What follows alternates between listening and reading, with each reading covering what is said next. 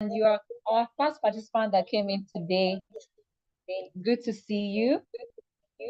You're welcome. Okay. More chats should come in. Keep logging them in. Okay, Mbecho, you are welcome. Tell us where you're logging in from. We would love to know where you are watching us from. And please do share to your various platforms where you are watching us from. Tell them we are live. We have already started. The event has started. So please share to a friend, a loved one, a niece, a nephew. Tell them you are, yes, Dr. Derisola Adia Adepoju, yes, from Lagos, Nigeria. You are welcome. Good to have you today. Yes, Chinaza Nidive, yes, you're watching. You are logging in from Lagos, Nigeria. Yes, you are welcome. You're welcome to our online webinar. Good to have you here.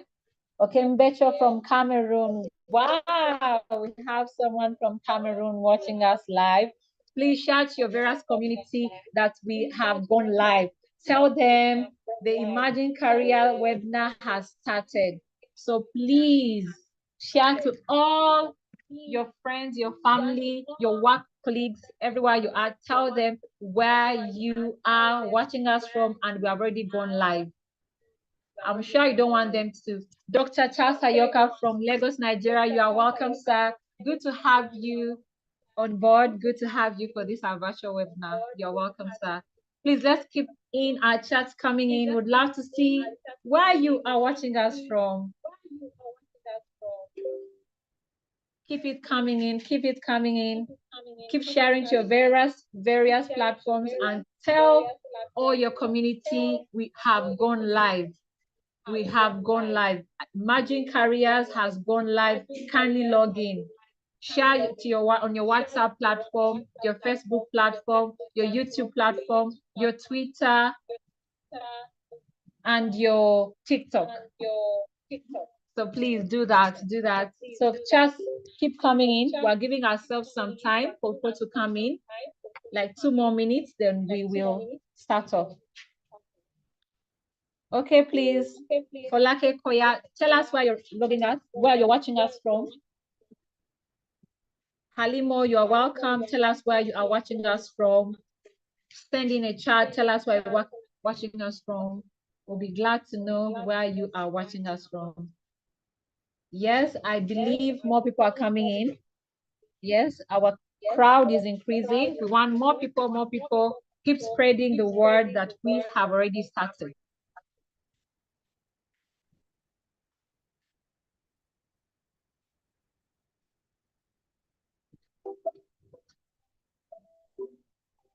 Keep sharing, sharing where you're watching us from. Please, more chats should come in. Yes, more chats should come in. More chats. Would love to see where you are watching us from. We are so elated, delighted to have you on board on this live webinar. Please keep the chats coming in. Oh, Bolale is watching us from Port Harcourt. You're welcome, Port Harcourt, Nigeria. Yes, so more chats should come in. Please spread to the community, your different community where you are watching us from. Tell them we've gone live. Please tell them we've gone live and they need to be on board. Please share, keep sharing. Don't keep this knowledge to yourself. So share to anyone you can and tell them we have gone live. Thank you. Keep dropping in your chats, We are so delighted to have you on board. Yes, so we'll be starting. Yes, it's 5 minutes past 4. And in our organization, we love keeping to time. So the 5 extra minutes we gave was for other people to come in. But that doesn't stop us from sharing to people where we are. But please, I need my chats to keep coming in. Where are you watching us from? Where are you? Are you at work? Are you on your way, going somewhere on a train? Where are you watching us from? Your location. How was your day? Deborah, I had a nice day. I had a whole day anxiously waiting for this seminar. So I had a beautiful day. So please tell me, oh, someone is still at work. Oh, no problem. It's good that you're here. It's good you're still watching us. Okay, more chat should come in. Someone is watching from home. Gianna, yes, watching from the office, Malale. No problem. Chat your colleagues at work. Tell them Imagine Careers has already started. We're already live. So we are glad to have you on board. And I'm the moderator for this webinar today, Deborah Olutio, and my co-host moderator, Elera. Elera, kindly introduce yourself to our audience. That is my co-host moderator, Elera. Hello, everyone, and welcome to the webinar, the 40 Imagine Career webinar we're having today. It's also my pleasure to be your co-MC and moderator with Deborah.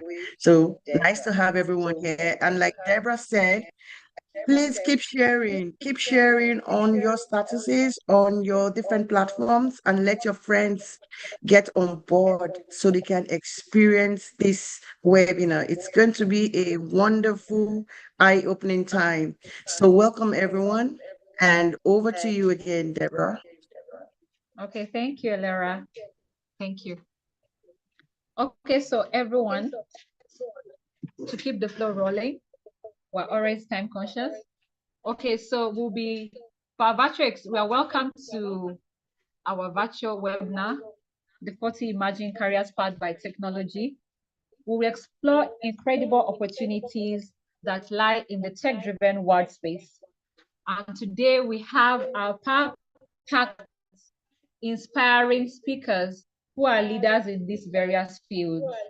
So each one of them will be sharing that invaluable insights, that rich knowledge of how far they have grown in these various careers. So our objective, our goal for this webinar is very simple but powerful. We want you to understand how technology in careers and give you the tools to prepare for the future. Okay?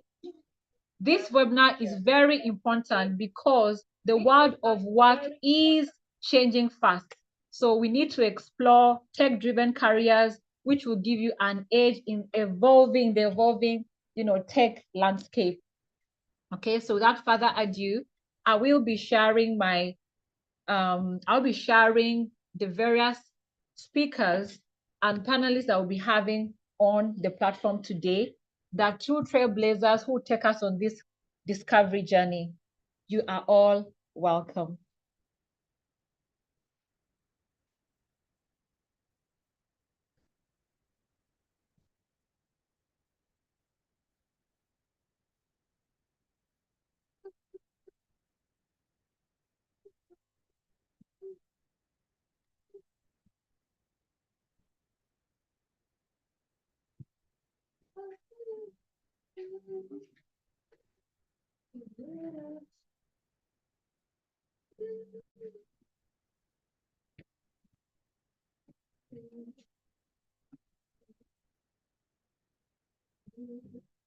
Okay, so for today, we'll be having our virtual webinar already tagged as 40 Emerging Careers Powered by Technology. And please, it's such a great honor that you would meet our founder of iTrain Africa, who is Dr. Aderinsola Adio Adepoju. She has several certifications in innovation and skills and has graced several stages, home and abroad, head of the Global Conference, an annual event uniting youth, women, and professionals across Africa. Dr. Aderisola orchestrated the inaugural edition that reached over 800,000 people. The event saw participation from 40 plus African countries with 14,000 plus registered attendees and 35 speakers hailing from 25 plus nations. Renowned for her impactful speaking engagements and mentorship, Dr. AAA inspires and empowers her audience direction, iTrend Africa Foundation focuses on sustainable SDGs, particularly SDG 4, education, SDG 5, gender equality, and SDG 8, decent work and economic growth. As a founder of iTrend Africa, her vision evolves around cultivating a generation of African youth armed with the knowledge, skills, and direction to shape a promising future.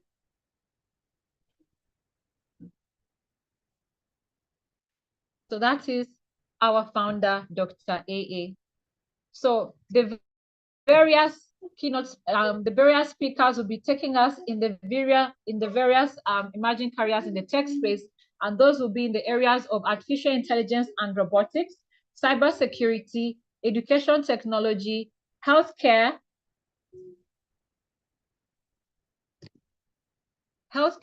and education technology.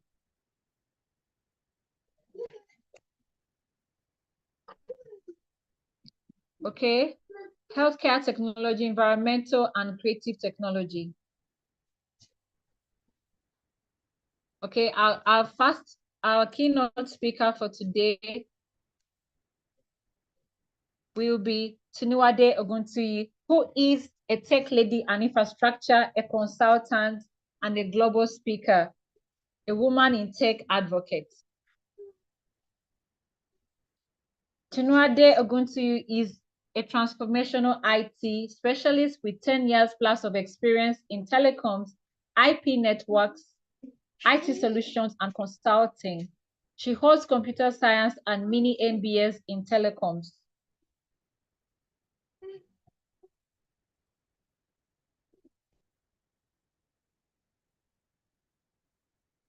She holds computer science and mini MBAs in telecoms and digital innovation. She's the head of networks and solutions at Information Connectivity Solutions Limited, a premium ISP in Nigeria.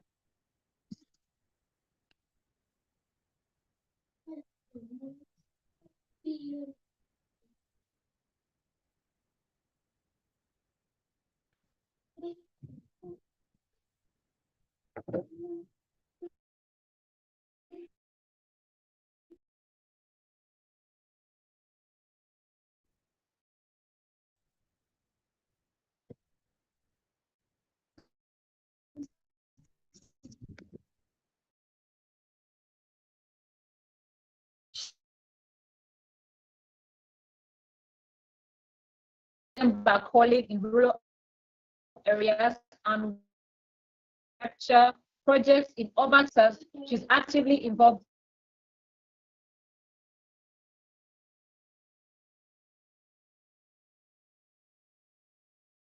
recognized with the African One Tech Leadership Award by Africa Society Nigeria chapter, and speaker will be Eniola Olajobi, Nigeria educational psychologist of Nigerian psychologists.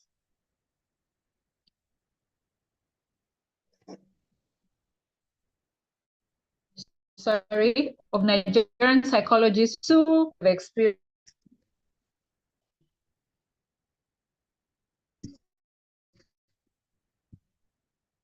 and team lead at the Neurobiome. She specializes in cognitive profiling, emotional health, and brain training. She's certified in educational testing, entrepreneurship, management, and school leadership. She currently consults for the Universal Basic School Education Commission and directs the Outliers. And I forgot to mention, Shakira Eniola Olajobi is our educational psychologist, an educational consultant, and a cognitive profiler. Nice to meet you today, Mom.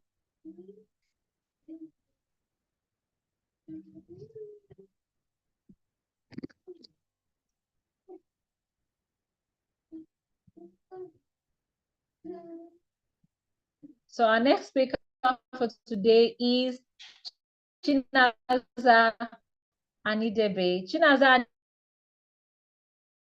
is expert, risk management expert, vulnerability assessment expert, and cloud security expert, AWS and Azure. Chinaza Adibe is a skilled cybersecurity analyst with expertise in threat detection, risk assessment, and incident response.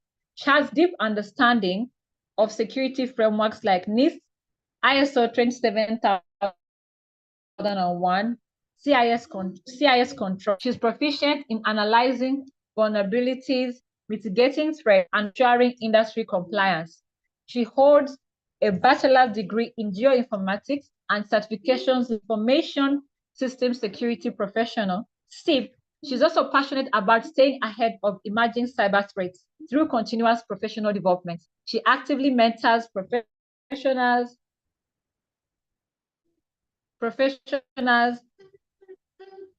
transitioning into cybersecurity and junior analysts. She conducts training sessions to help others develop cybersecurity expertise. She's also experienced in guiding teams through complex security challenges and supporting career advancement. Good to have you on stage, Chinaza Anidebe.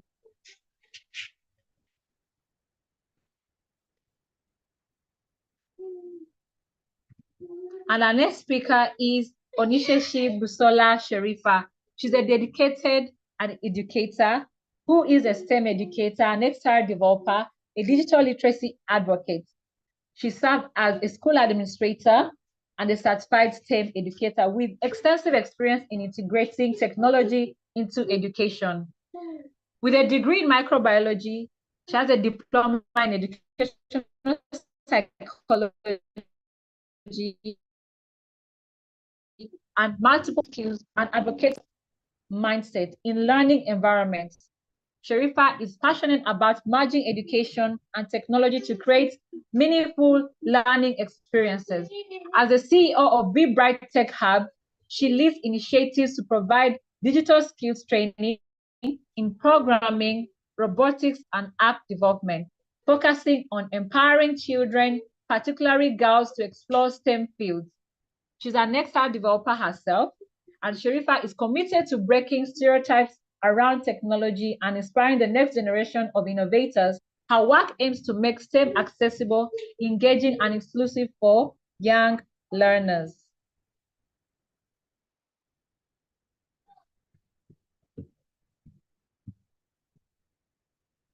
Our next speaker for today is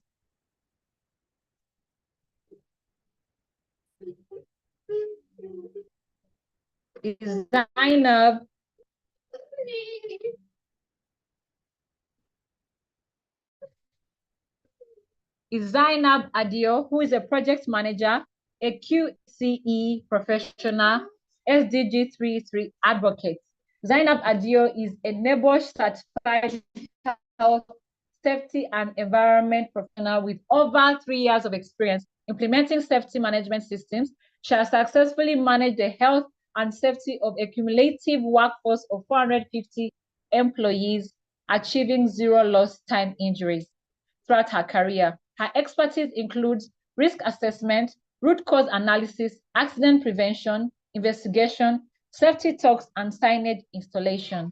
She holds multiple certifications, including the NEBOSH International General Certificate and ELSH Level 2 and 3 awards in health and safety.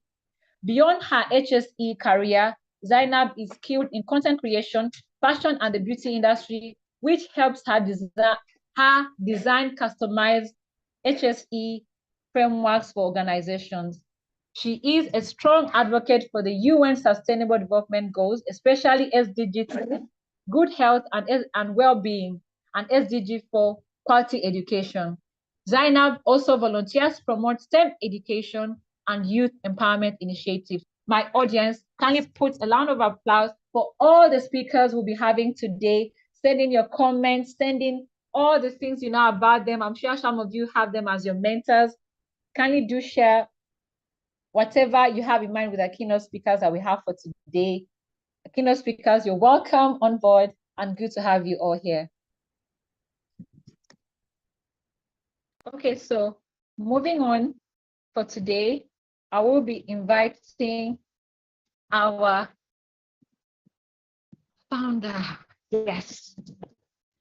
So to kick off this event, we are honored to have with us the visionary founder of iTrain Africa.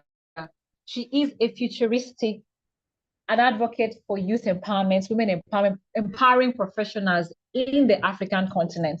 And that is Dr. Aderisola Adio Adepoju.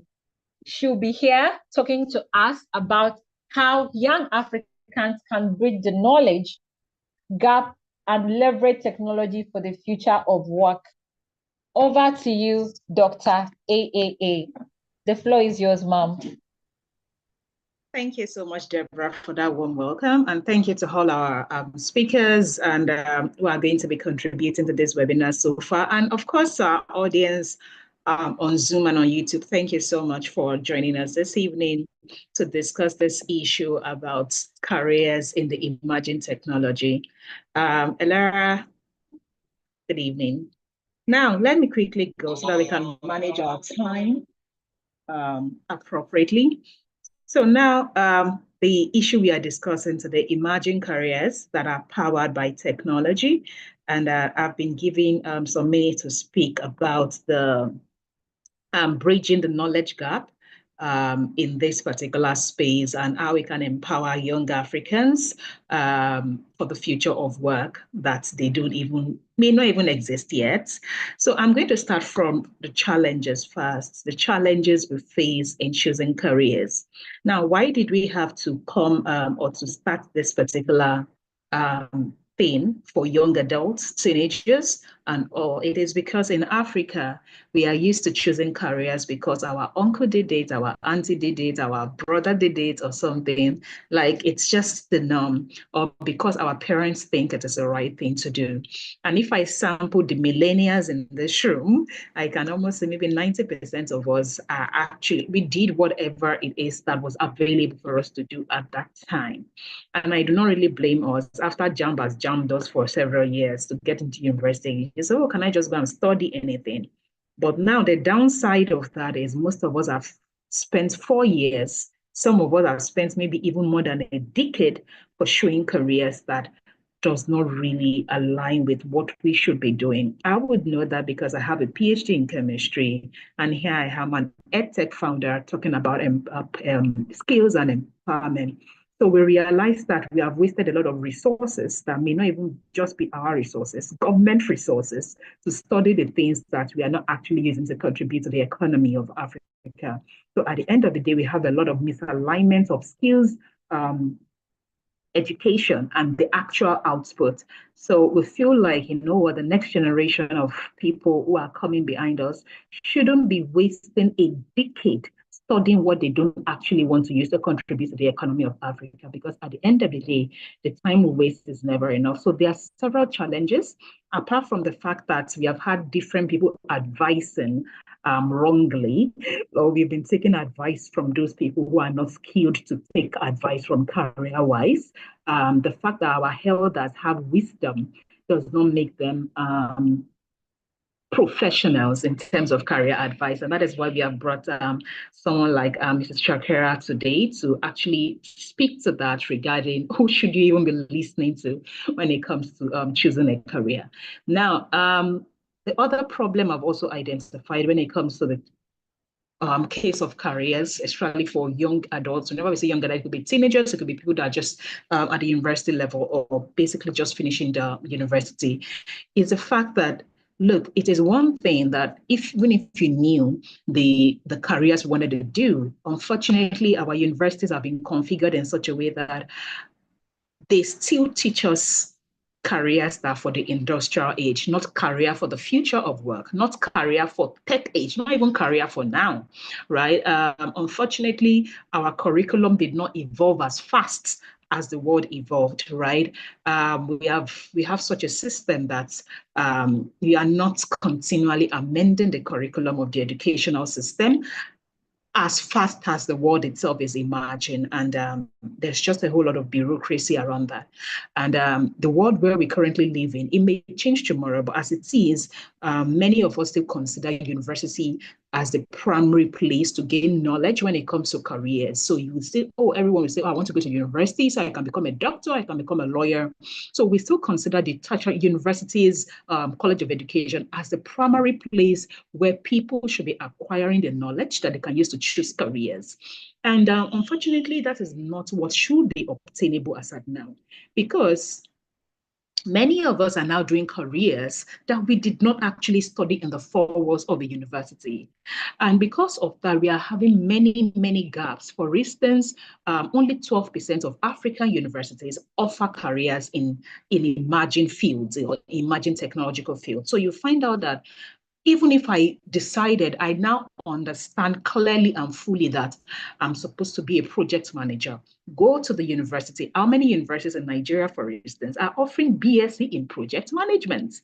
Do you understand? So even if people are aware, or a very minute section of people are aware of these changes that this thing, the primary source of career whatever, which are the higher institutions, are still not offering this thing. Again, it boils down to what can we then do? If the universities are not offering, despite we are now aware of, for the few that are aware, what do we then do? How do we navigate this? This is one of the reasons we are holding sessions like this, so that first, the category of people that don't even know that the careers exist. And that is the third challenge we have. The first challenge, please, I'm a teacher. So I always say, whenever I'm teaching, I'll say, what is the first thing I said, right? What's the first thing I said in terms of challenge? Can somebody, I want to ensure that some people are listening to me, right? In this place, as in parents, words, and everything. The people that you are giving career to choose for our children or to even choose for ourselves are not qualified to be doing that, because they themselves, they have limited knowledge about the future of work. The second reason is the fact that the universities are supposed to be the primary place where people are using to study for their careers, do not actually have courses in emerging careers, especially at first degree. So you typically find, oh, go and do microbiology first, then you can do a certification in HSC later. So nowadays, I'm sure she'll talk more around that later. Now, the third major challenge, which is where I will stop in terms of challenges, then before I then go to the next thing on my agenda, the third major challenge I see is the fact that we do not even have knowledge of those emerging careers. And it is understandable. I personally experienced challenges when I started this business in employing people, because I would need a tech admin. When I say tech admin, I can probably enroll students onto our courses, do technical support in terms of administration. But alas, I will go online, I will say, I need an admin assistant. And the only admin assistant I will find is those that know how to buy newspaper in a physical office, to order for stationaries. And I'm like, I don't need stationaries. I need someone that can enroll students and admin staff that can enroll students. And it was just very frustrating. So the fact that we are not even aware of the names of these careers is another major challenge. It is when you know what you are looking for, then you go find it. So there's a lack of knowledge, lack of information, lack of awareness around emerging careers, right? If I ask some of us in this room, I say, can you mention 10 emerging careers that you know that is powered by technology? I can bet maybe beyond project management and digital marketer. A lot of people will be saying, what exactly is that? We lack information. There is no enough there. Like, a lot of people are advocating for one thing or the other, but people are not advocating for the right things. And trust me, all of us, it doesn't matter what we want to do. We want to be able to do work. We want to be gainfully employed in a future that we are not yet aware of the jobs that are going to exist in it. So those challenges are part of what we'll be discussing here today at this webinar.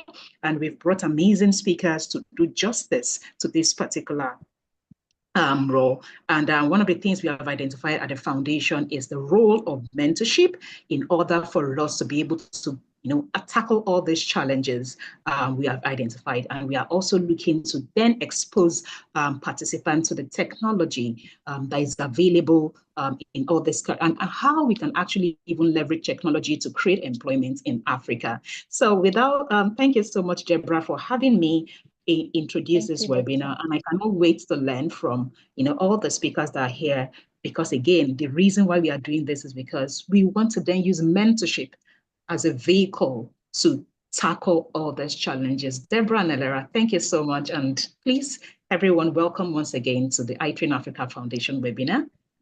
Do have a beautiful Thank you so much, webinar. Doctor. Thank you, Dr. AAA.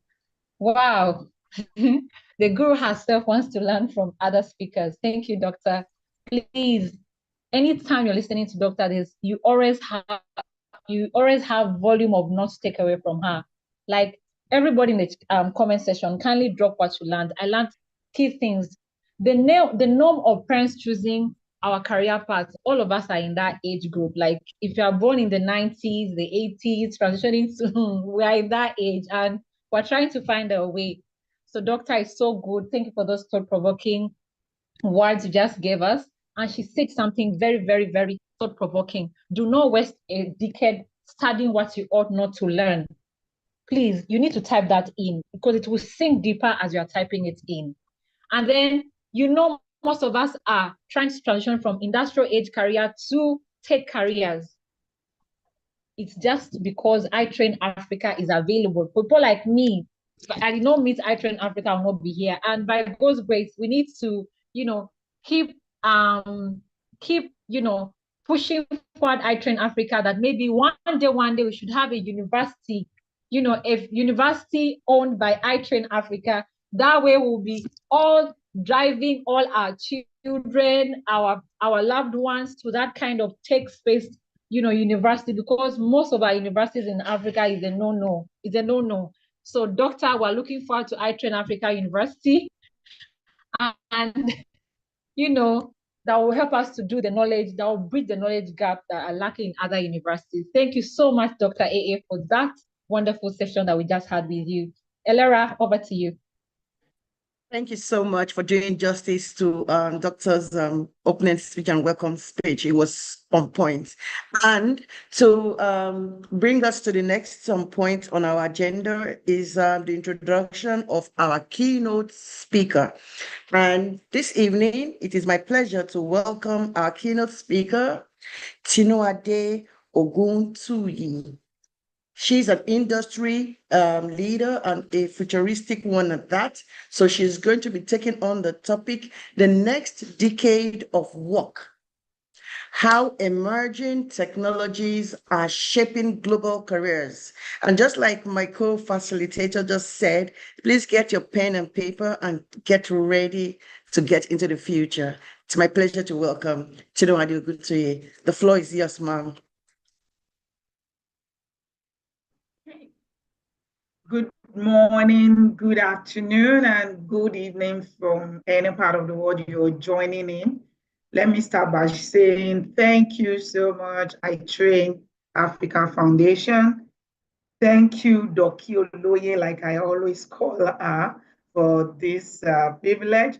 I am so excited because it's not everyone that identifies such gaps and tries to also come in to fill it. Thank you so much for all you do. You are celebrated coach, you are celebrated great founder, and like she calls herself, is it multi-generalist or, she's doctor, she's lecturer, I salute you.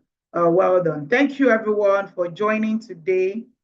It's going to be an amazing ride. I went through the list of engagement for the day and I'm like, wow, it's packed. We should actually be billed. But out of her generosity, now she has brought this all the way from the foundation and it's free. My name is Tinuade Oguntuyi, as earlier introduced. It's safe to call me a tech lady. It's safe to call me a tech mentor.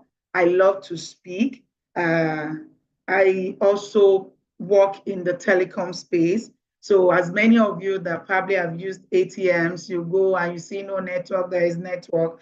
Please don't insult us. Just pray for us that everything keeps working well. Because I play in that domain. Many of us are streaming and joining now. I also play in that domain to make sure that everybody have secured internet to access, digital facilities like this. And now some are on Zoom, some are on YouTube. Is still part of what we do to ensure that the world becomes a global village. Without much ado and not to take our time, I think I have the next 10 to 15 minutes to just quickly talk about the next decade of work, how emerging technologies are shaping global career, and why Dr. Adeoyinsola was speaking. She said something that really stuck, that how do you want to even participate in the future of work that you don't even know exists? She gave a good example too about how our parents years ago had given us idea of what we should become or what career we should embark on. I am a typical example. Many years ago, when I wanted to go to the university, medicine was one of the noble, and I'm not saying it's still not noble because I'm always very careful to still emphasize that. But my parents wanted me to be a doctor because, as it were, I'm the first college graduate as of then, and they really wanted somebody from the family to say, "Oh, we have a doctor. Dr. Tino is in the house," and all of that. And if other parents didn't want their children to be doctors, they probably wanted them to be engineers, maybe a civil engineer, a mechanical engineer, even electrical engineer wasn't that enticing, but at least it was still part of it. And if they want to go into business, maybe they wanted them to do business administration or accountancy. And if you're in art, they wanted them to be lawyers and all of that. But I tell you sincerely, most of these things are changing. Like every other day, I get calls from parents that are really troubled about what the next thing would be. Their children want to go into their institution and they are just concerned. Oh, should my child go for this course? Should my child go for that course? And just like the intro from Dr. Aderinsola also, even most of these courses aren't even in our higher institutions yet. She talked about project management. That is even just one of so many, like she also emphasized. We don't even have a lot of people doing maybe machine learning, data science, data, and these are things that are thriving and changing the way people work and socialize. Before we talk about next decade, let's look about 10 years ago. 10 years ago, if I'm very correct and I'm still very in acquaintance with my calendar, should be 2015. I don't know, even the chat, somebody can just remember how 2015 used to be like, especially for our parents and teachers. What was 2015 like?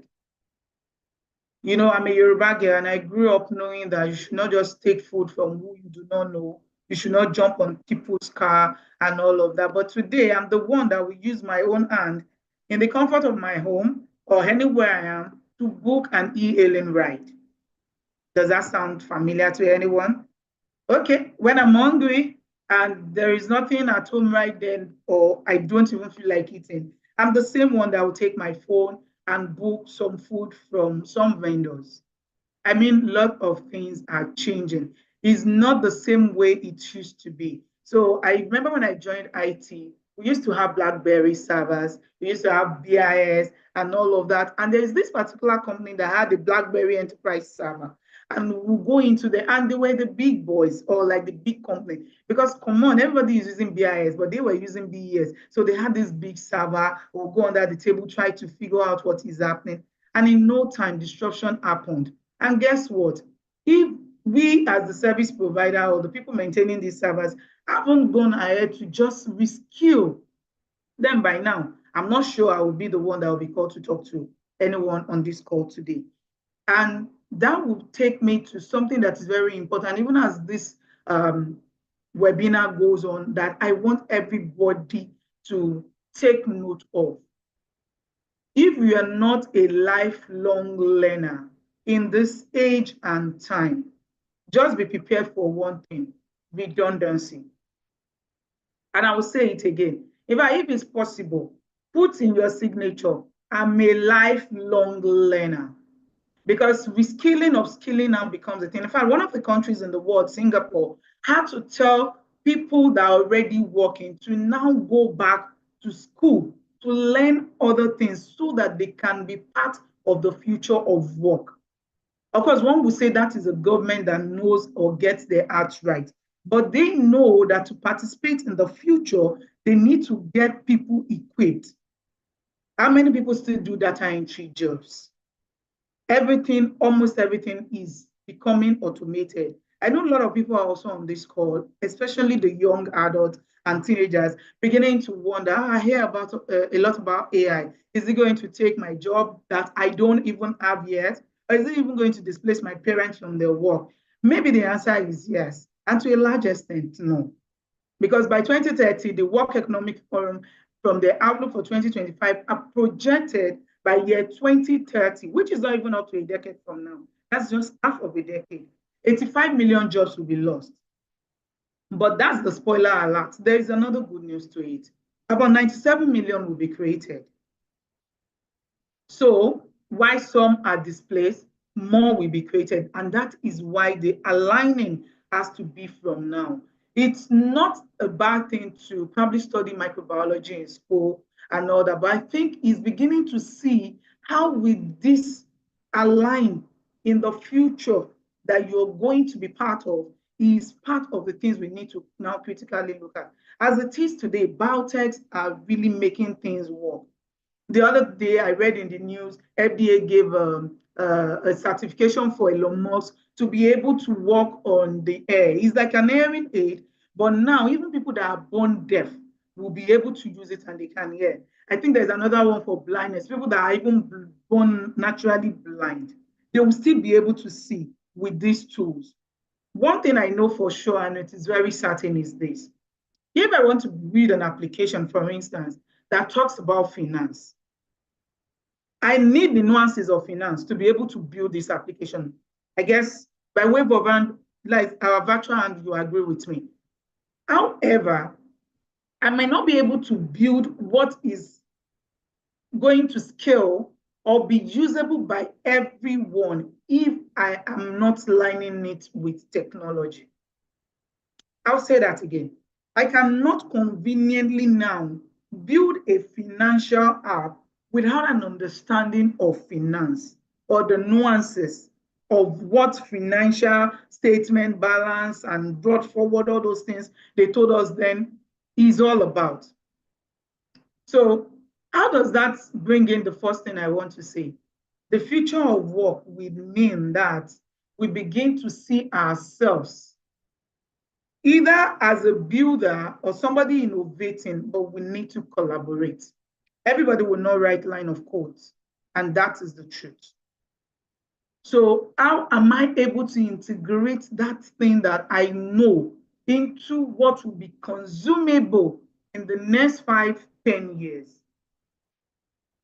World Economic Forum once again said that data science and AI, machine learning, will be those things that would drive the future.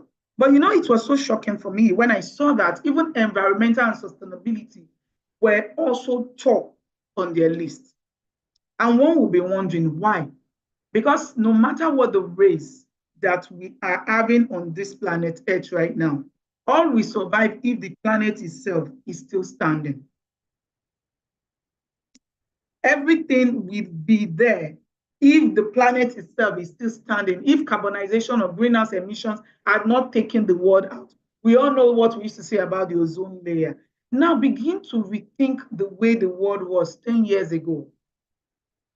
Now begin to picture it like all those sci-fi films that we used to see then. And what is that thing that I have that can make it that can become consumable or useful, if that's the best way to talk about it. Who are the people I can start collaborating with or forming alliances with? You might just be a natural project coordinator. You know how to dynamically, not dynamically, but you function so well. Anything else, I remember then one of my mentors would say, we do a brag sheet. What are those things you can remember that you did so well and everybody applauded you? Start with those. The things you don't have, who are the people you will need to align with, and you will start getting it. And it's no paid advertisement. I know very well that iTrain Africa does a lot in this skilling, reskilling, and upskilling. So if you don't take anything away from what the future of work will be, start from who are the people or the networks I need to start aligning with, because some people are already going ahead. Don't keep the news off your head.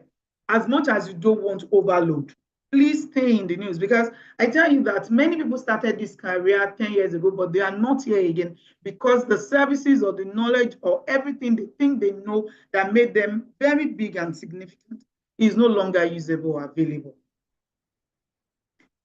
Whether we like it or not, artificial intelligence had come to stay. It's an aspect of computer science, but is even looking broader.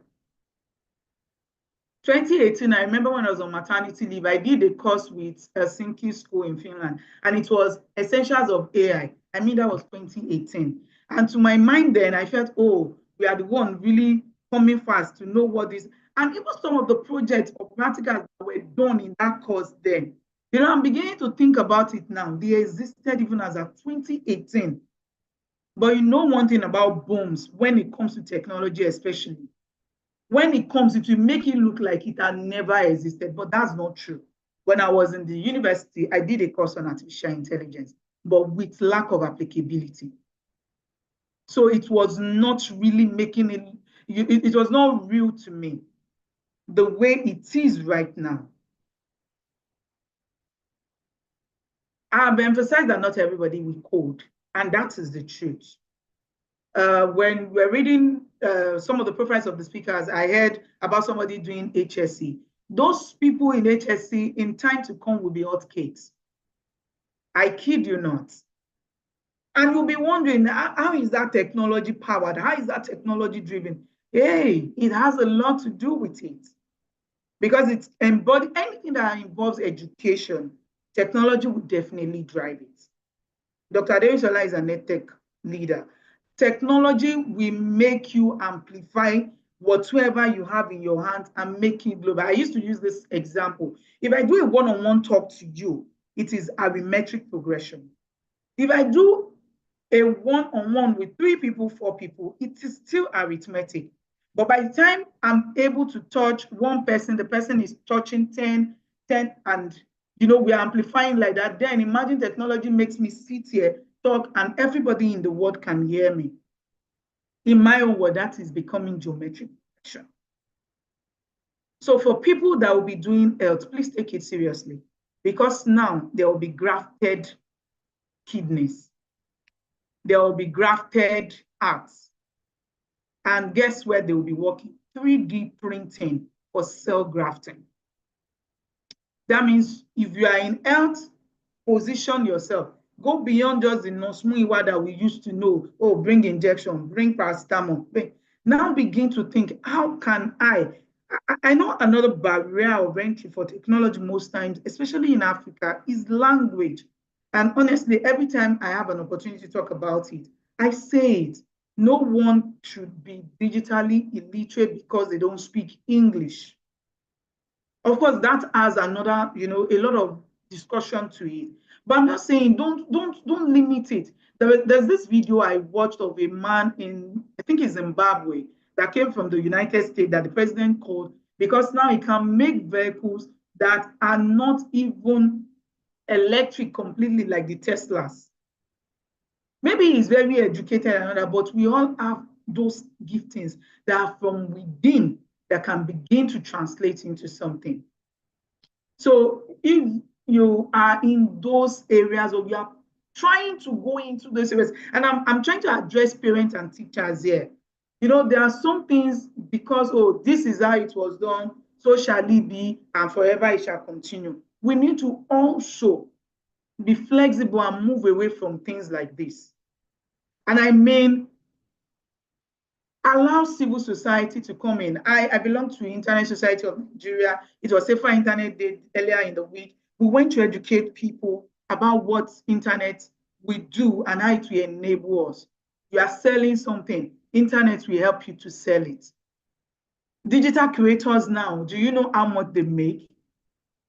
You watch movies now, you see people producing films with low budget, not necessarily needing all the Hollywoods. Now, a combination of your soft skills will be part of what will drive the future of work. Critical thinking, problem solving, emotional intelligence, self-awareness, communication, team player, being a team player. And I want to come back to that communication.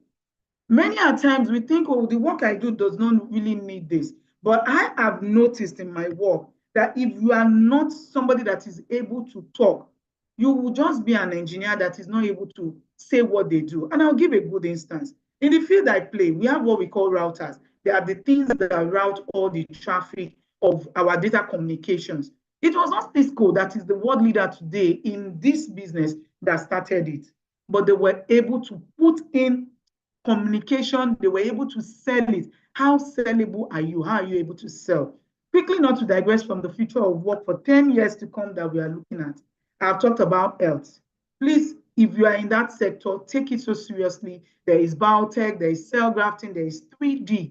In fact, you can use 3Ds now to what we call digital twin. You will create a thing in a small scale, but you'll be able to amplify it. It has a digital twin, and you can control the activity that happens in the real. For some of the things I mentioned, you can just note them down and look up on them so that you begin to prepare yourself. Data scientists will always be valuable because AI models, which are large language models, are driven by data. You might think, oh, AI is a big thing, but you can start from your sector. What is that thing that you are so proficient in? You can actually start gathering data.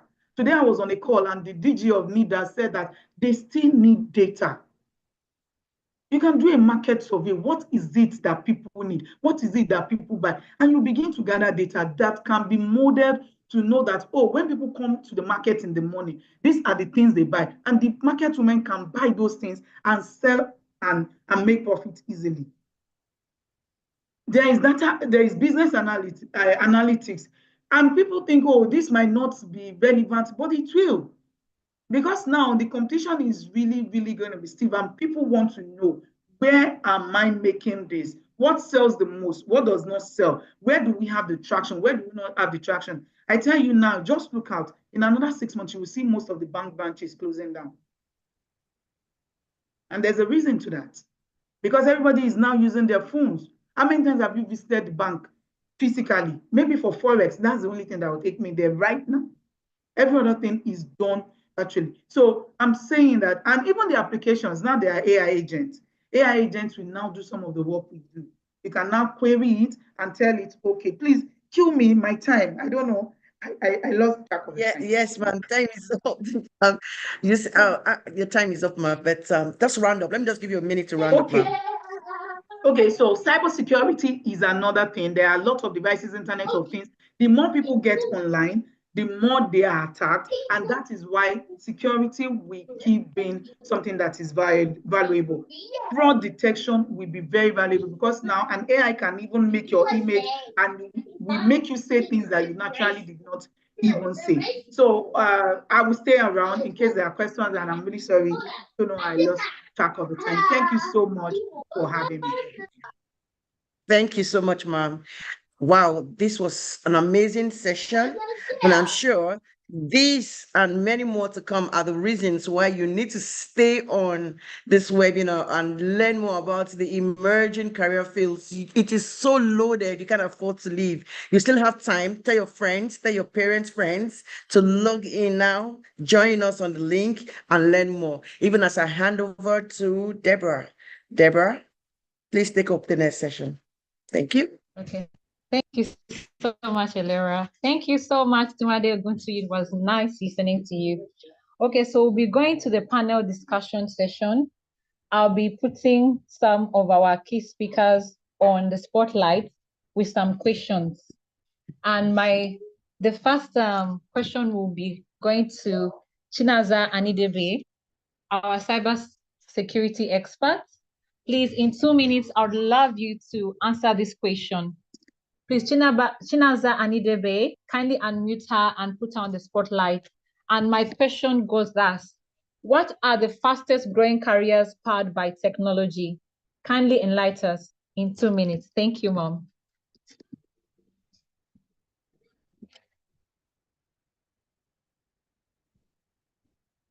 Chinaza Anidebe, kindly unmute her, please. Yeah, can you unmute my other device? Yeah, thank you. I want to take from this device.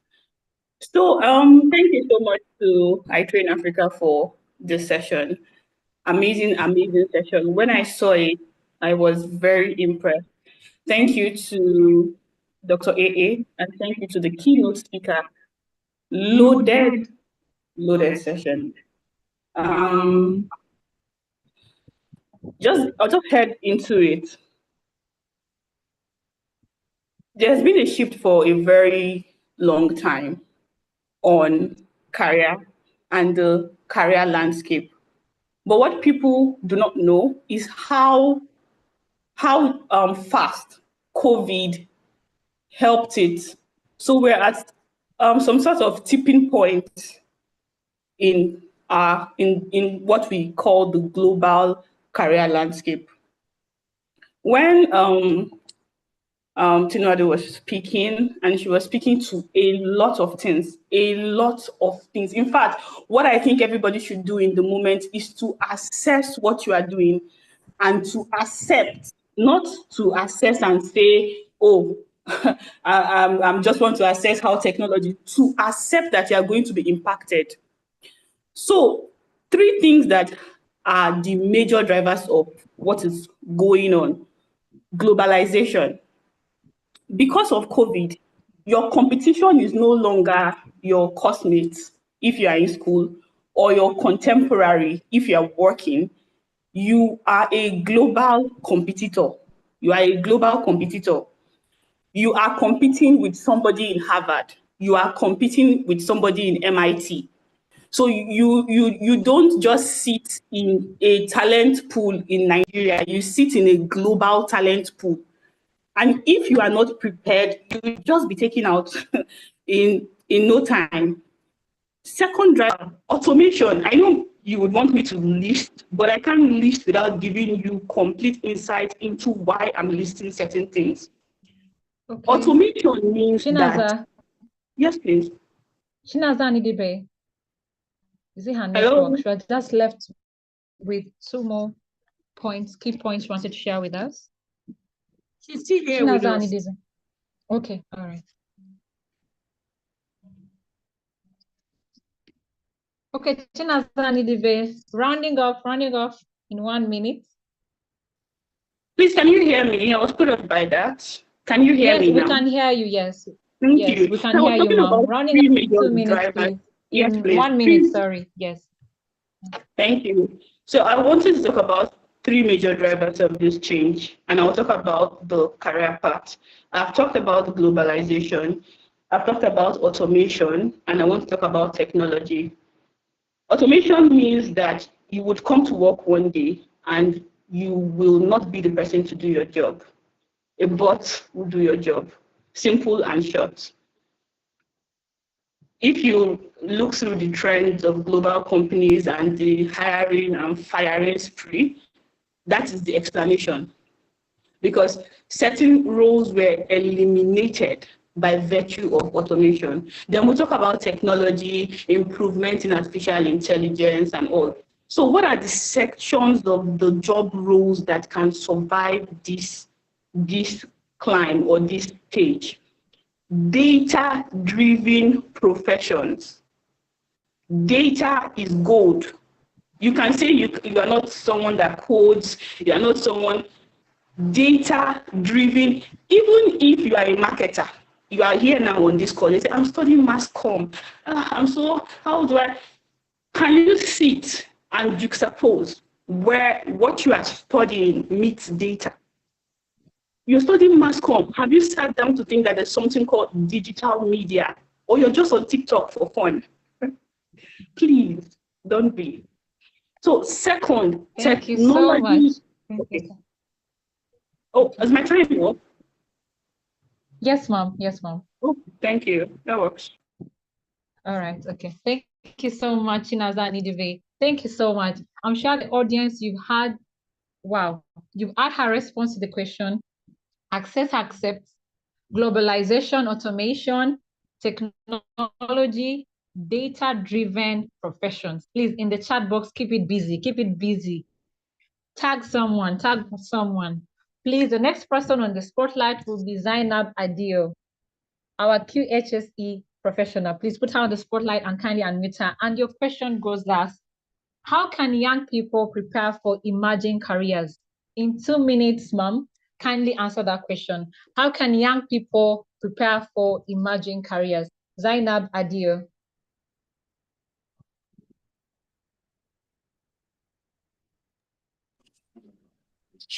Hi. Hello, Good quick one, Hello, Deborah. Zainab, you're afternoon. welcome. Okay.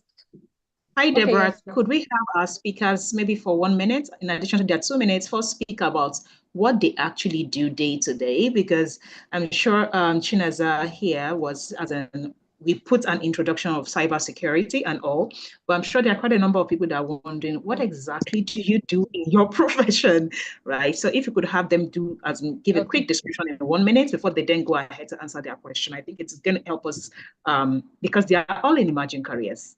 So we need to understand what they really do. Okay, thank you, Mom. Okay, sorry, Zainab Adio, can you give me just 1 minute because I had to cut off Chinaza Anidibe and I was so carried away. Please, Chinaza Anidibe, back on the spotlight. Can you share with us? I'm so inquisitive. What's your day-to-day kind of cybersecurity? Something I'm like, okay, it's for nerds. It's for kids. Please, can you enlighten us more? Can you throw away the myth in our mind? Thank you, Mom. Okay. I had 2 minutes, so I had to delve right into the meat of the matter. But as a matter of introduction, my name is Chinaza. I am a cybersecurity analyst. I do enterprise security. I have my niche is actually threat intelligence. Is it just me? I can't hear Chinaza. Chinaza, can you hear us? I can't hear you. Yes, you can hear her. Okay, great. She's audible, Mom. Thank you. So if I can go on. Okay, so I do threat intel. What threat intel means is that I threat hunt. I go Deborah, globally. people are saying they can't hear, neither can I. So I'm wondering what is happening. Oh, okay. Can On my you hear side, me? yes, Chinas, I can hear you. Though at your end, you're a bit cracking a bit.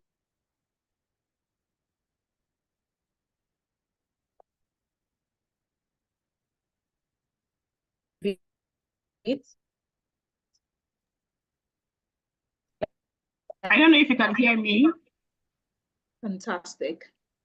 Yes, I can hear you. Like when you're okay. Okay, I can't tell what the issue is. I'll just go right into it. So my niche is actually threat intel and incident response. I advise companies on threats that can, affect their organization, prevent them from being a going concern. I protect them from the bad guys, the hackers, and peradventure a company is breached. That is, a company, has been hacked and money or data has been stolen from them. I come in form of incident response. I respond to the incident and I prevent them from being in more danger. So my day-to-day involves just looking through. There's a lot of research. Looking through the assets, the digital assets of the organization, looking for present threats that affect those digital assets, mitigating it to a reasonable and appreciable extent, and responding to incidents if there be any. So that's what I do. Thank you. Thank you so much, Inaza. I'm sure the audience, you've all heard her. Please type in your questions. I have also so many questions to ask her, but that'll be later on. Okay, I'll be going on to the next speaker. Please kindly put Zainab Adio on the spot. She'll be answering the next question. She is our QHSE professional. Okay, Zainab Adio, you have the floor. You're going to introduce yourself briefly. Take us through the journey of what you do on day to day. QHSE is a new field to my eyes personally. Okay, so but your question is, after your introduction, your question is, how can young people prepare for emerging careers? Zainab Adio, the floor is yours. Thank you. All right, thank you so much. Good morning, good afternoon, good evening, everybody, and thank you for having me here. And a brief introduction of what I do on a day-to-day basis. I'm sure some 1 decade ago, 1.5, like 15 years back, here in developing countries, we had less of health, safety, environmental sustainability going on. And this, particularly environmental sustainability, has now become one great niche that people are trying to, harness. So basically what I do every day is my job, like I tell everybody, is I ensure that people come to work every day and go back home in one piece. That's a summary of what I do.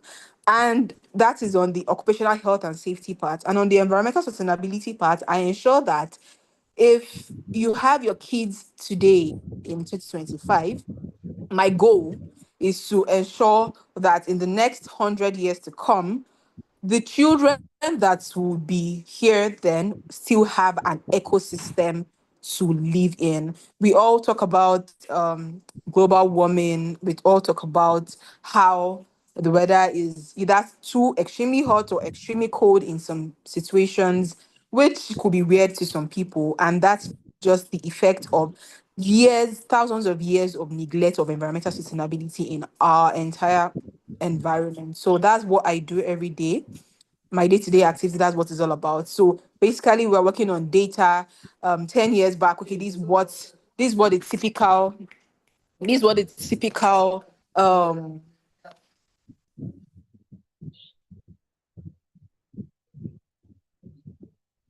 okay, so Sorry, this Zainab. Okay. yes, okay. So we work on data. This is what typical environment was this time of the year, this is what Hamatan will look like, or this is how much is going to be snowing, or we're already going into winter, or we're going into spring. But that's basically what we do now. So work on historic data to ensure that we don't have a repeat of what we've done in the last 10 years.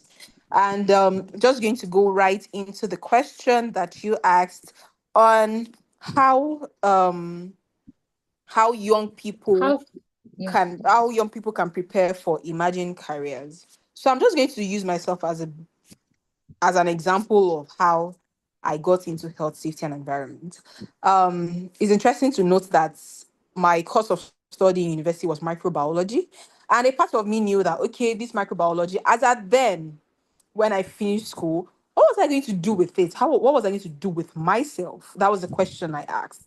And I had to be very honest with myself because one of my driving forces, I don't want to, the typical, nobody wants to sit at home after finishing school and you don't want to have anything doing. So I went to the internet and I asked Google, give me a list of careers that are evolving, are emerging, that I can key into with my microbiology knowledge. And Google came up with a list of, careers. And I read through, of course, did my research, asked questions, reached out to senior colleagues in the different fields, and I chose health, safety, and environment. So one of the things that I did was basically I had to stay curious and I had to be adaptable because I didn't have that luxury to just stay in my cocoon to say, okay, it's microbiology or nothing. We're in this part of the world where um the limitations are quite enormous, where if you're a microbiologist, you have conversations around you can't work in a laboratory because it has to be a medical lab scientist. And so the places where you can work are actually quite limited. So I had to ask myself. So number one is staying curious and I had to be adaptable to my environment. So you need to be willing to, learn new skills and embrace change.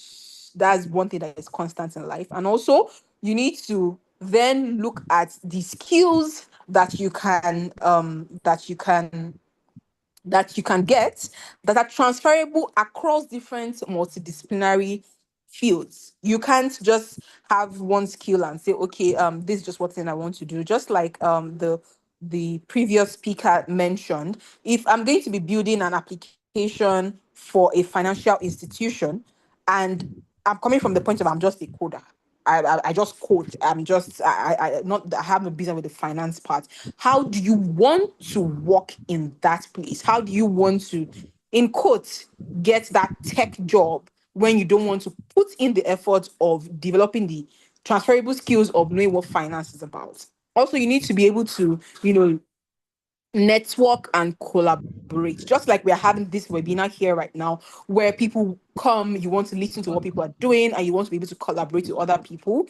And you also need continuous learning, continuous improvement is very important to you as a person, because I've had situations whereby you meet with like someone that is just starting the career in the in the ladder, and then you speak to the person and you are able to learn something from the person. So continuous improvement is very important to you.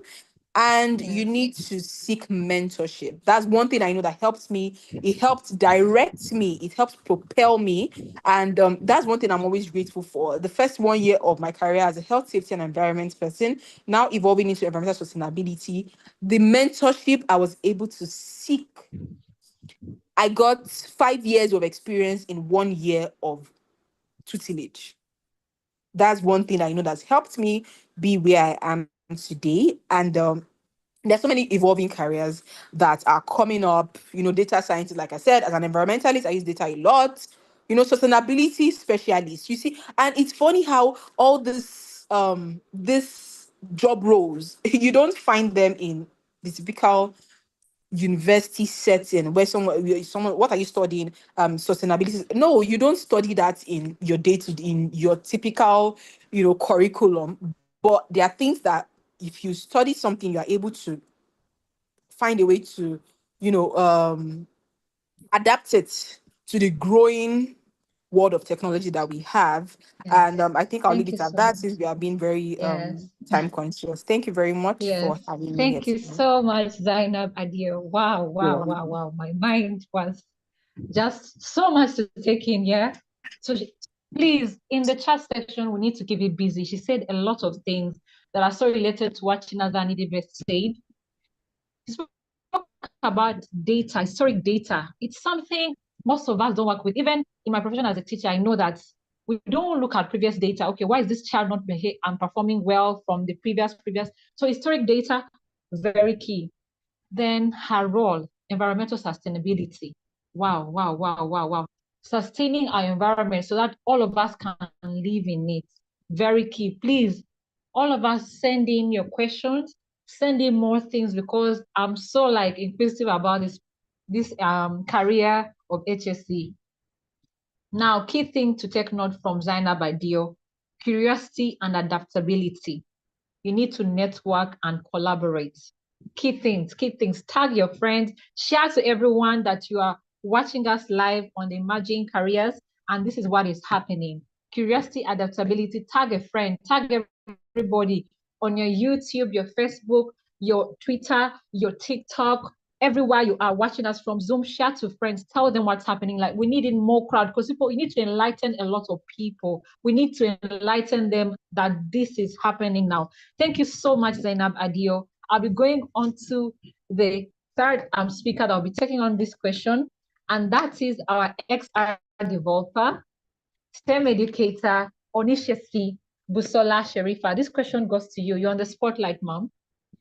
Right now, I will be asking you, but you do a brief introduction of what you do, like in 1 minute. Tell us what you do as a STEM educator, an XR developer, a digital literacy advocate. You're telling us what you normally do. Then your question is, do you need a tech degree to succeed in the tech-related careers? I repeat again, Mom. Do you need a tech degree to succeed in the tech-related careers?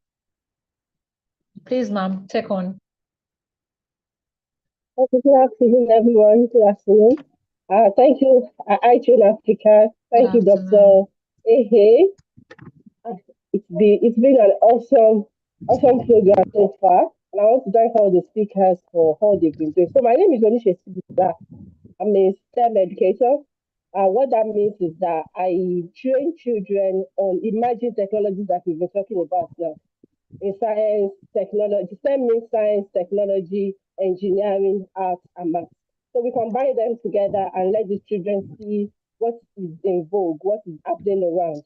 Then as an XR creator, what we do is we've all been hearing about virtual reality. Virtual reality, when you put on the glasses and you're in another world. We have AHOW. When you use your phone, when we are on TikTok and you turn on your filter, you can see some effects on your face. That's AHOW. And so that's what I do. And also we have mixed reality and stuff like that. So what we do is we try to create another environment. This is a real environment we're seeing now. We're creating a virtual environment where we can simulate things, where we can use it for learning, for medical applications like the keynote speaker talked about when she was talking about digital twins and stuff like that. So going to the question again. Okay, do you need a tech degree to succeed in tech-related careers? I think from our relations with almost most of our speakers, from the last speaker, I think she said she studied microbiology. I think I studied microbiology too, and now I'm a STEM educator and an Excel developer. So you having a degree in technology is not actually the solid foundation for you to succeed in the tech world. Something about tech world is that your skill, what you can do, your ability to solve a problem is what can really, really make you stand out in tech. It's not about you.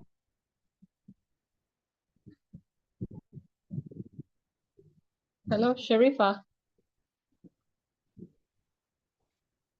Sharifa. Yeah, network throughout. Okay. Okay, so we'll go back to her because she was really answering a very important question. I'll give her another opportunity to answer the question. I'll be going to our next speaker.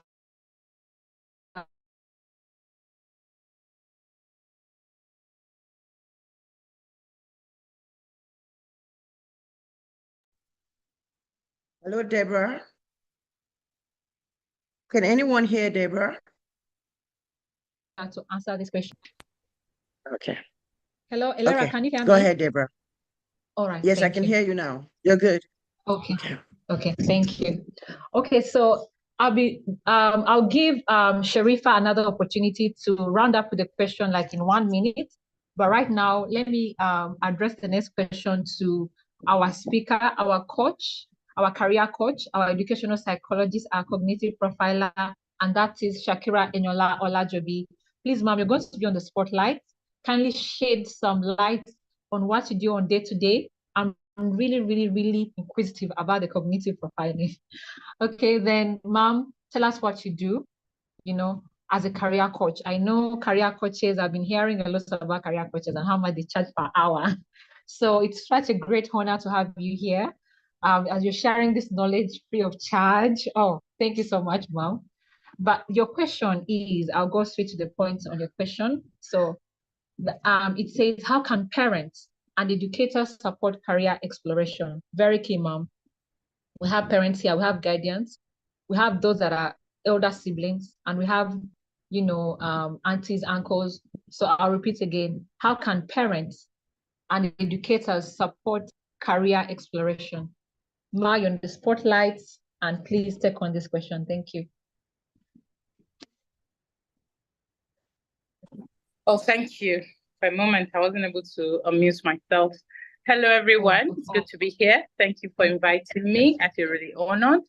And yes, it has been an interesting conversation, listening to all of our previous speakers and their contributions. So I'm an educational psychologist, and basically what I do in very simple terms is that I use psychology to improve learning. Psychology is the study of the human mind. Education is the emancipation of the human mind. So studying the human mind in order to help to emancipate it. Basically, that's what educational psychology is about. And to your question on how do educators and parents help? The truth is, one of the things that the host said, Dr. A.A., I think, if I'm not wrong, one of the things that she said was that for us, a lot of our parents had an impression, or they had ideas of what the unique careers should be, or the standard careers should be. So one of the first things that educators and parents should do is to have a growth mindset themselves, so they can foster a growth mindset in students and children. Without the growth mindset, we're probably going to be stuck decades and decades and decades behind the rest of the world. It's important to realize that the careers that we thought were safe and standard might not be anymore. When I was a child, there was such a career as telephone booth operator.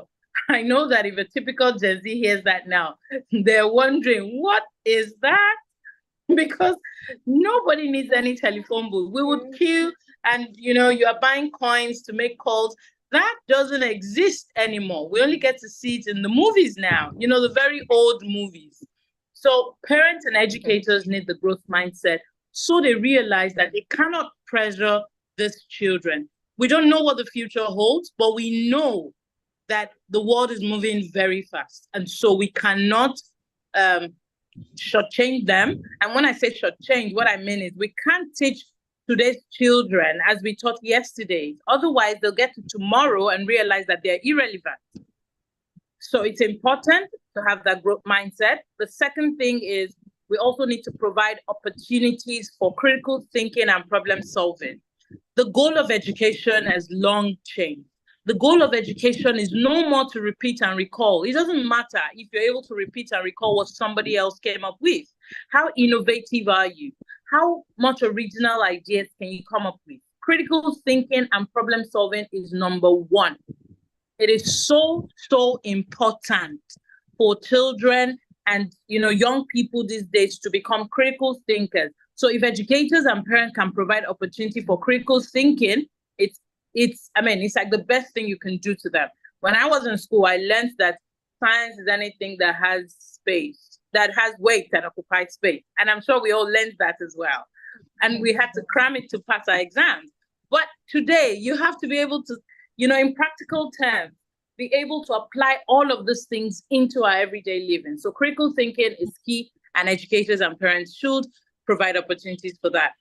Also is early exposure to technology. And when I say this, I realize over the years that parents and educators think it means that, just buy them a tab, just make sure they have their own personal computers and they can sign up for all the social media platforms that you have. No, no, no. When I say early exposure, we're talking about exposing them to useful use, exposing them to creating. There's a difference between being a consumer and just being, at the back end to make things happen, or to just watch on and see things that are happening. So it's important. When I say early exposure, I'm talking about helping them with STEM education, robotics, and all the other things that can inspire them, that can help them to explore, make them see the why, rather than just they're on all the social media platforms. But guess what? That's about what they can do. They don't even know the science behind it.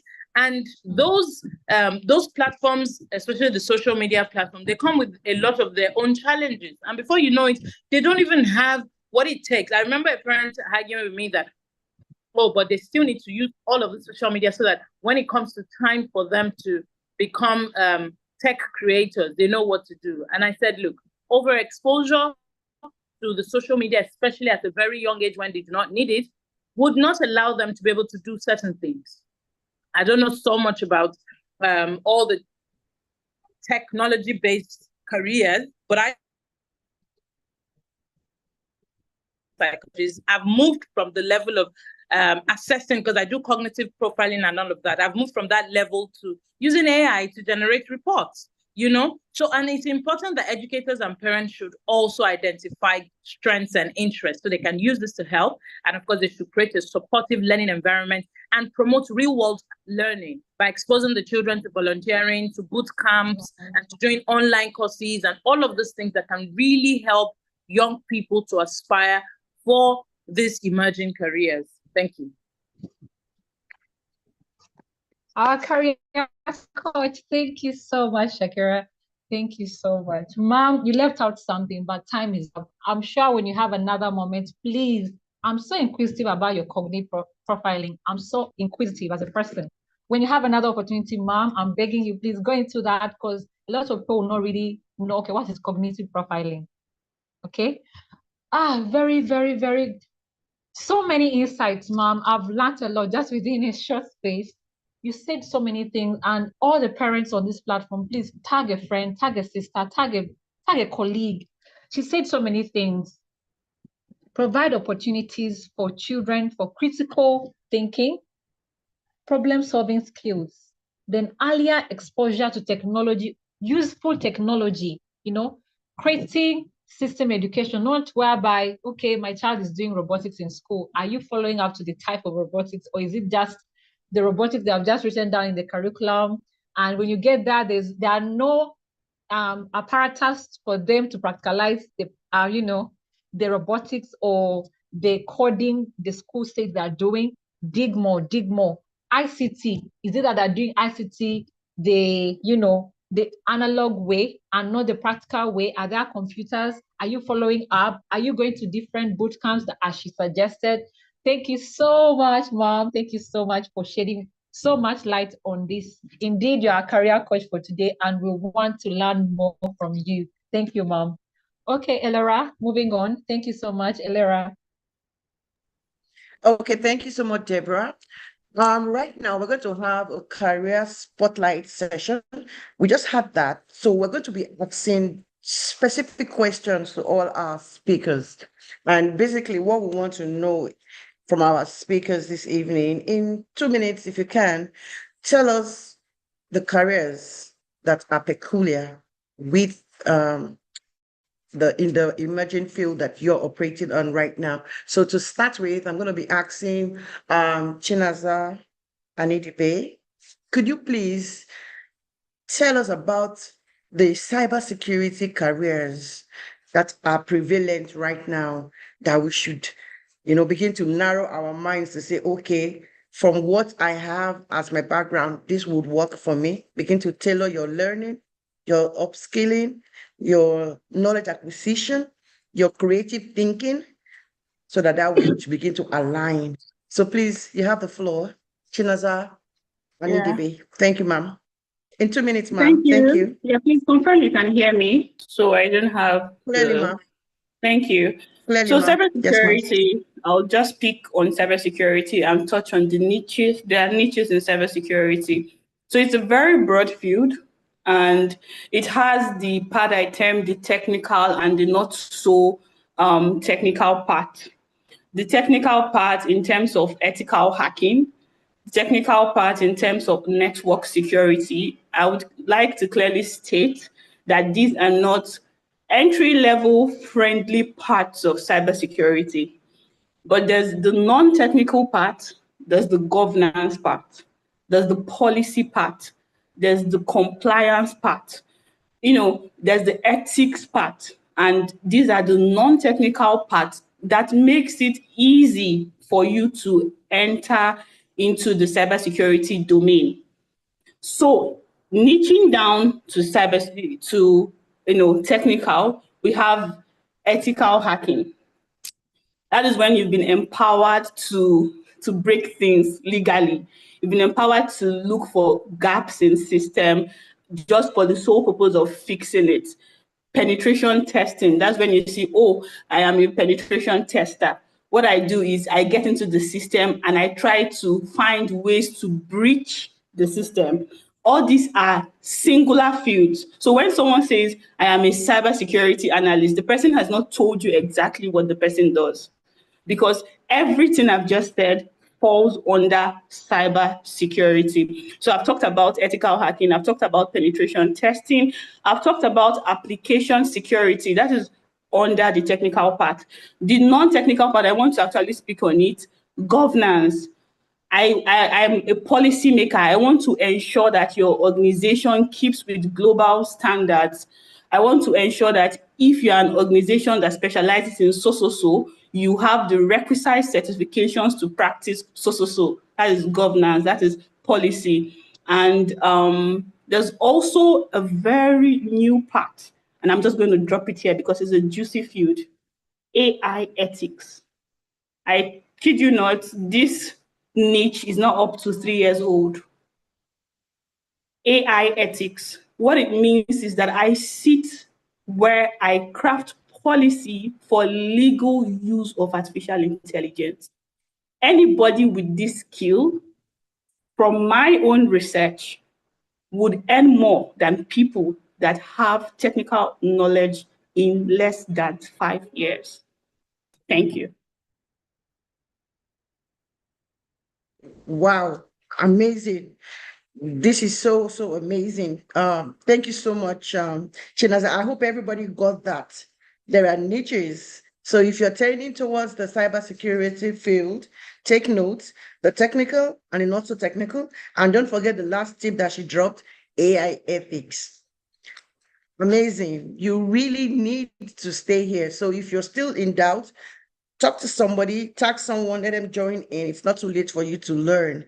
So without further ado, I would like to invite our keynote speaker and let her tell us emerging fields for the future. So that way we can latch on and take advantage of what the future has to offer us.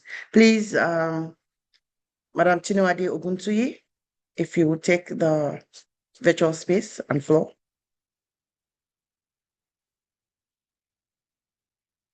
Tinuade Oguntuyi, if you're here, please. Is she here? Please, does everybody know if she's still here? Okay, while we wait for her to come on, I'm going to just go on to invite Oni Shesi Busola Sherifa.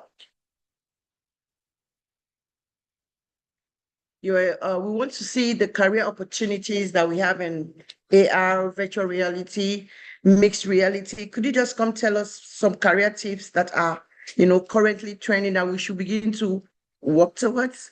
If you're here, Onishesi Busola Sherifa, please take the floor, the virtual floor, please. Oh, I see you here, ma'am. Onishesi Busola. Yes, ma'am. Please take the floor. 2 minutes, ma'am. Thank you. The career opportunities in the XR, and I need to explain each of those terms. So we have AHL, like I talked about, it's like another, you adding another extension to your own world. So for you to add that extension, it could be either in a 2D or a 3D space. So for you to transition into AHL, it's either you are very good in graphics design to be able to do a 2D interface on for the AHL, or the 3D now. So for the 3D, we have 3D modeling. That's when it's like you molding something with the clay. When you have like a physical clay, but now in the computer, you molding a human being, putting on a cap for them, putting on the glasses for them, and so that's like the entry point for you going into AR, VR, and XR. If any of us have tested the VR headset, when you put it on, it's as if you're in another world entirely. You're seeing different things. For them to be able to create that, they are going to create all those things in a 3D environment. So that means you need to know how to mold all those things. The plants you want to put in your room, to the clothes they are putting on. You understand? So that is like the entry level for you to be able to go into XR development. But I will not just start talking about the career opportunity. I will try to relate it to our everyday activities. Let's talk about health now. What opportunity do you have as an XR developer in the health industry? Right now, people are using this mixed reality headset. So the surgeon puts it on, and they are able to do simulations instead of them working on a physical cadaver and start performing operations. They can use those simulations to perform operations. In the aerospace too now, airplanes, they use simulations to practice how to for the pilots to practice how to drive. Even in the educational sector, you don't need to take the children to zoo. I have a school that told me they wanted to have a virtual to zoo.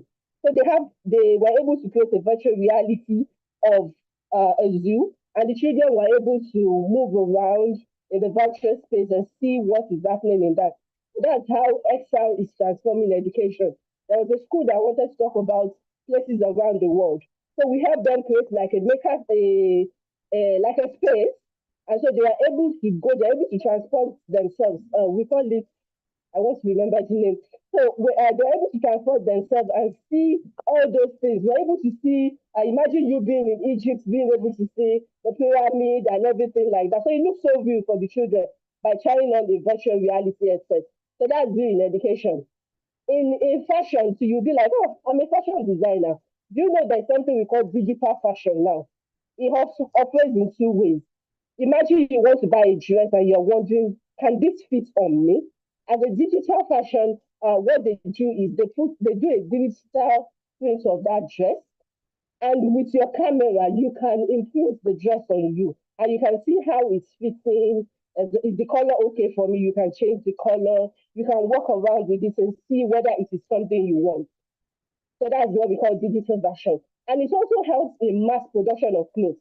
So instead of them just making one cloth and cutting it, with digital print, they send it to a digital printer. A digital printer prints out the template and they send it to the manufacturer and the mass produce it, thereby reducing waste because you have already tried it on and you know your size. And so it's going to become your exact size by the time they use a 3D printer to print it out and you have your clothes. And again, let's in other aspects, let's talk about which aspect have I not talked about again?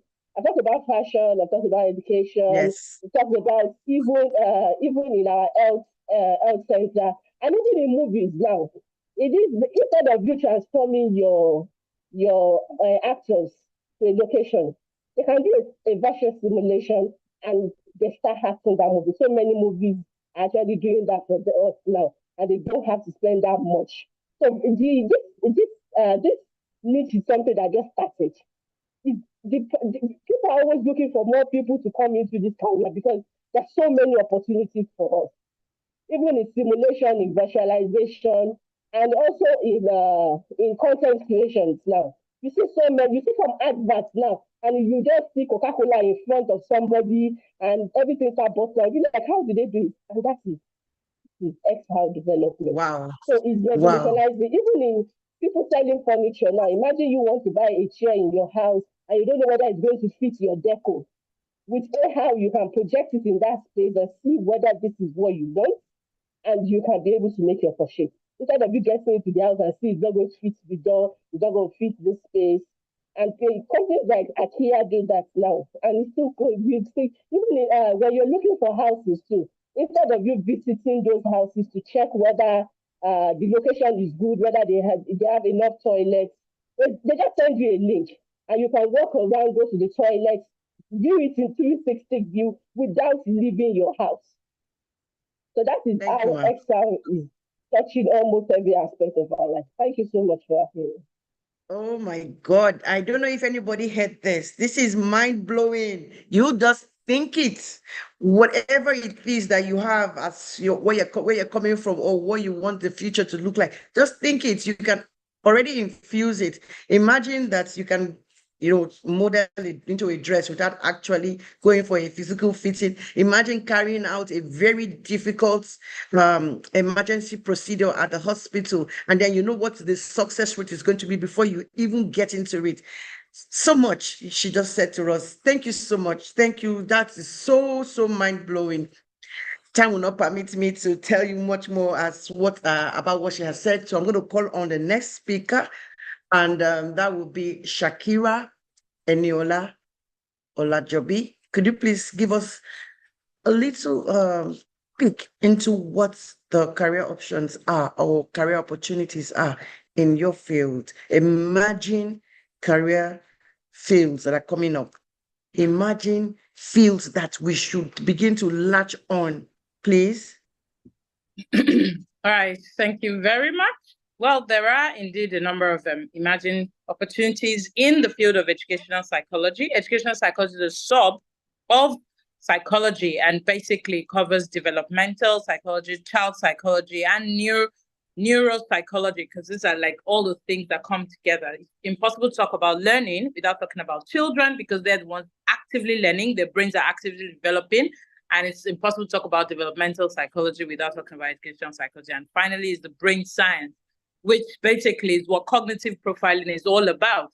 So in all of these things that we've talked about, would all agree that there's also a high tendency for information overload and for people to sort of get confused.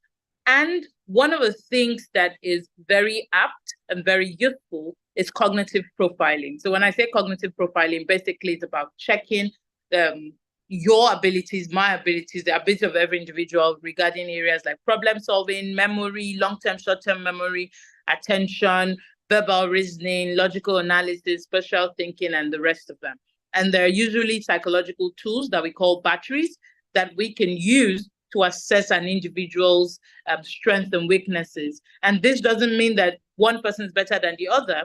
It just means that some people would excel better in certain careers. For example, somebody who has a very strong pattern recognition skill set will make a good data scientist, and somebody whose verbal reasonings are very high will make a very good digital marketer or communicator.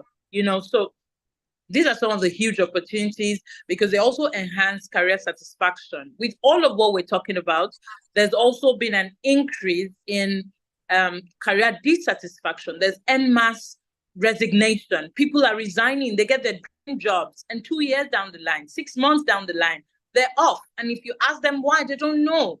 But when we are able to help individuals to profile their cognitive abilities, what happens is that they're able to attain a higher level of career satisfaction. They also understand the developmental stages, because there is a biological stage where you can get attracted to several careers. And at that time, you can explore and you can also switch careers. Most of us here switch careers.